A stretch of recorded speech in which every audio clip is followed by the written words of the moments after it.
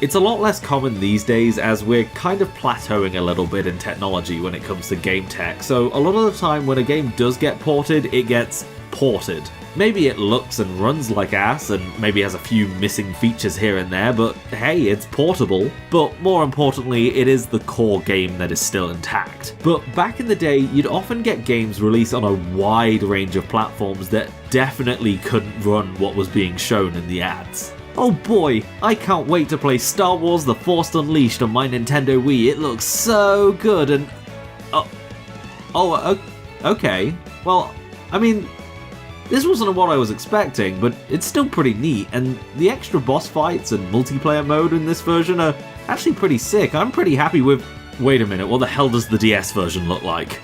Oh dear god. Now, this was a practice that was more popular for the licensed tie-in games more than anything, something for a movie or whatever, and was usually trying to take advantage of the uninformed buyer trying to get something for their kid, hoping that on brand recognition alone they'd sell the game without the customer doing any sort of research, because honestly it worked more often than not. But this wasn't always the case, and sometimes you would genuinely find some real diamonds in the rough. And occasionally this would happen with non-licensed titles too. It was generally just something that you needed to keep a close ear to the ground on, but the safe bet for these types of games was pretty much always that you just wanted to get the version of the game that was available on the latest and greatest console generation, as all the other versions were typically afterthoughts shat out just to maximize sales, and everybody knew it, be it consciously or otherwise. I mean, nobody's talking about the DS version of Assassin's Creed 2 after all. There are, however, a good number of these games that actually do stand toe-to-toe with their more impressive and popular golden siblings that, if you do a little bit of digging on the internet, you'll find people swearing by, saying that they're better or at the very least just as good, but ultimately a different experience to the quote-unquote main version.